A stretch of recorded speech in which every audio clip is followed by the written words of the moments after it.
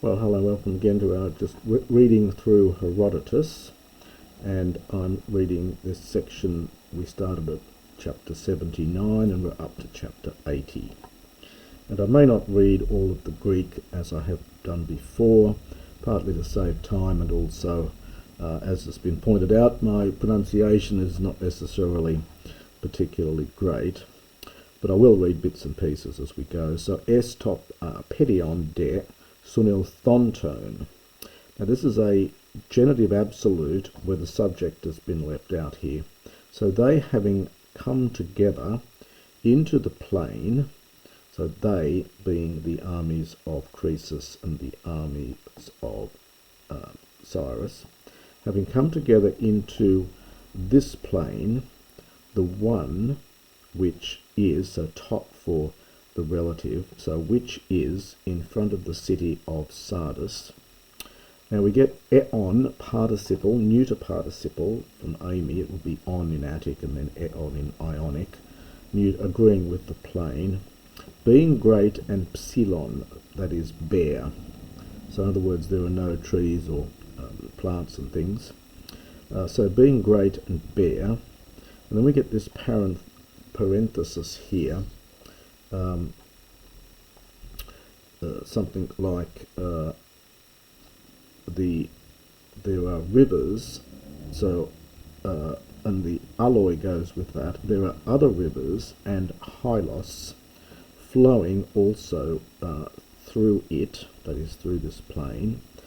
And then we get sorignusi. This is singular, but it's agreeing with hylos. So other rivers are flowing, and hylos is suragnusin. This is from ragnumi, and then sun, and the nu becomes a rho for euphony. So, and hylos, well, it sort of then smashes through, or perhaps runs violently, eston megiston, into the greatest of them, that is presumably into the greatest of the rivers. And it is of being called Hermos, and it flowing from the mountain belonging to the, or the mountain of the sacred mother Dindume. So Dindu Mene, I should say, another name for Kibli. Ekdidoi, this is a technical word here from probably ekdidoo here. It's a technical word of rivers flowing into, literally it gives out into. So we would say empties into the sea at the Phocaean city, or near the Phocaean city. Enthalta for Enthaltha, and there Cyrus, when he saw the Lydians being drawn up for battle, katarodesas. Now this is katarodeo is the verb. It's one of Herodotus's favourite verbs. It means being frightened of, or being terrified of, tain hippon. Now notice when you get hot hippos is just the horse. Tain hippon is used for the cavalry. It's singular, but it's got plural meaning. So having become terrified of the cavalry, and we get a genitive absolute here, a median man, Harpagus, hupatithemenu, from hupatithemi in the middle, he suggested, so at the suggestion of a median man, Harpagus, he did toyondi the following thing. Hossai, and now this is feminine, and the cameloi, although it ends in oi, is in fact a feminine second declension noun. And we've got two termination adjectives here, so it looks as though everything's masculine, but in fact it's feminine, with two termination adjectives, because these are compounds. So as many of the camels as were following his own army, the camels who were bearers of food and bearers of skuos, this is vessels or equipment. So they're using these camels to carry the food and equipment. So as many of those that there were. And now we go into the feminine here. Having, this is from halizdo. We've had that verb in the earlier section, meaning to assemble. So having assembled all of these, and they're feminine, agreeing with the fact that camels are feminine, and having having taken off their burdens, the akthia, this is from to akthos,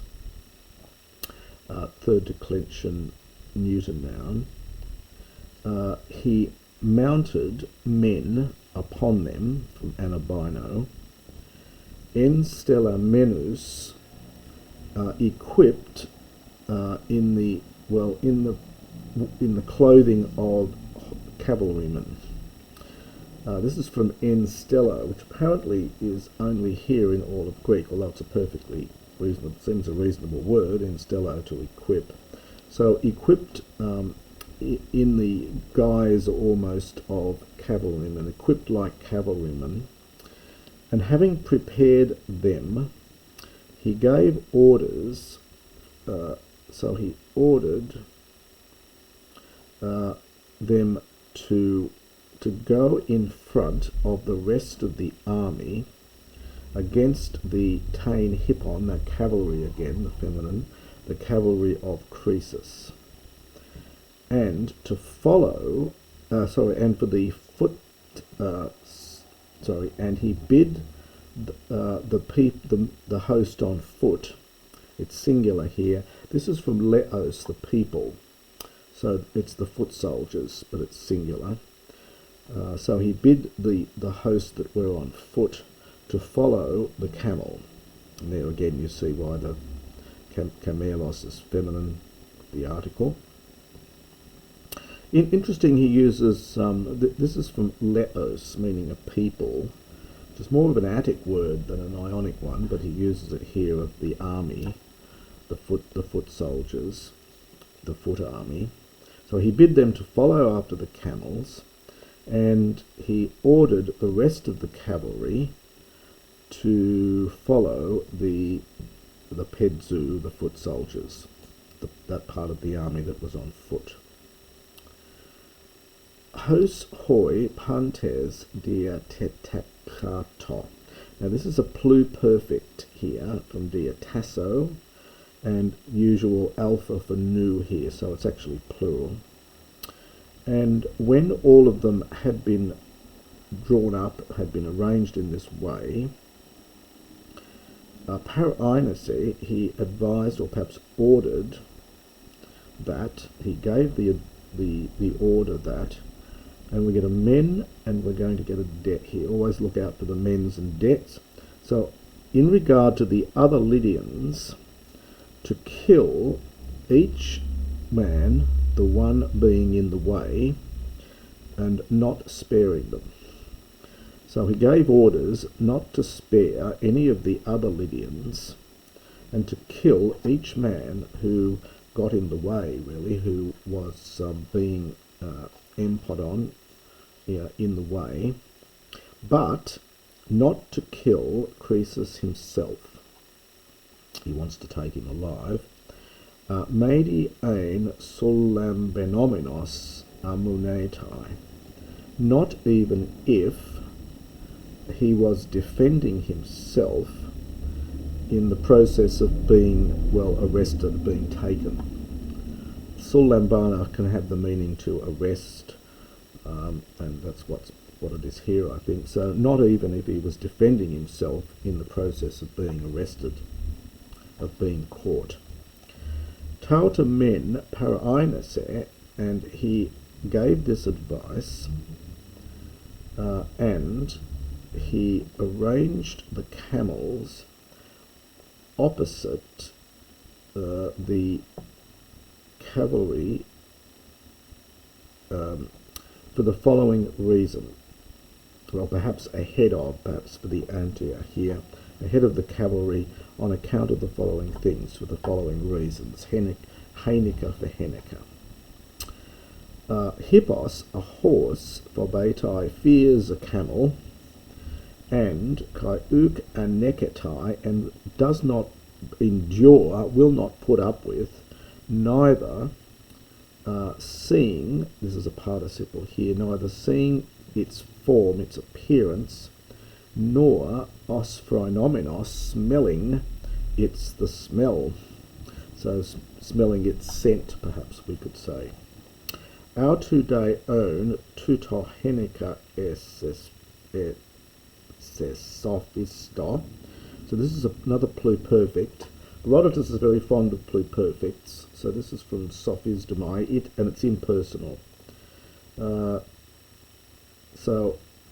Therefore, it had been devised on account of this very thing, in order that the hippikon, the cavalry force, might be, subjunctive here, and the verb to be, might be useless to Kroisos.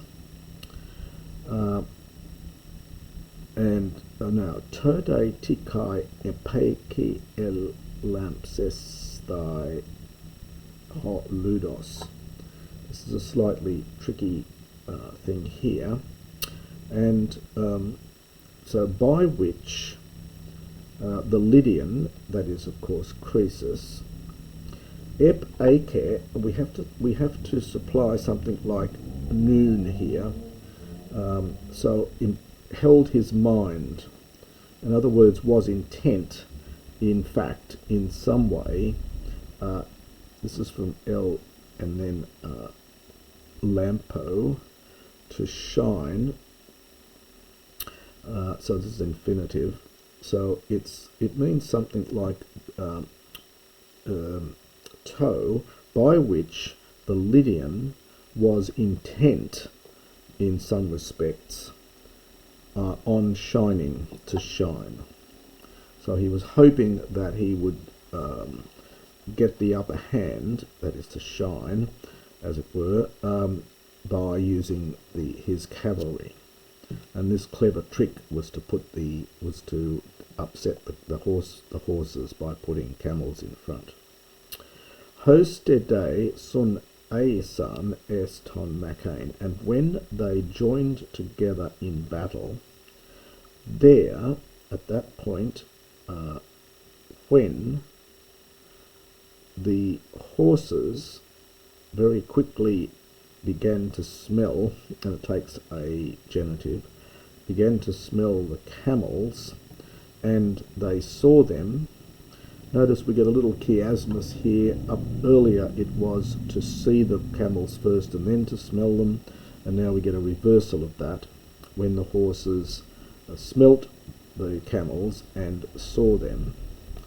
Opiso anestraphon, they turned around, they turned back. Diaphthato, another pluperfect here, teto kroiso, hey elpis is the word up here, so sorry, I'll go back here. So the hope had been destroyed for Kroisos. So this is a pluperfect passive here from Diaphtero. So Kroisos's hope or expectation had been destroyed. Herodotos likes to put it all in the passive, so the hope for Kroisos had been destroyed. Umentoi hoi geludoi ta enchuth and daylight asim. However, the Lydians don't forget the particles, in fact, were not cowards at this point. So at this point the Lydians didn't show themselves cowards, but when they learnt what was going on, to genomenon, apothorontes, now this is from apo, and this is from a verb throsko, and the aorist is ethoron. So having leapt down, this is an aorist participle, having leapt down from their horses, on foot, pedzoi, they engaged, from sumballo, engaged in battle with the Persians. chronode, but in time, another genitive absolute, many from both sides having fallen from Pipto, the Lydians were routed. Passive here. The Lydians were routed. Cat a lephentus, and now this is from a funny verb. It's cat a leamai is the verb. Cat a leamai, so we get a lengthening here, and this is the aorist passive participle. So the Lydians being hemmed in, being driven within or hemmed in to the wall, they were being besieged, imperfect from polyorchio, by the Persians. And that's the end of section 80.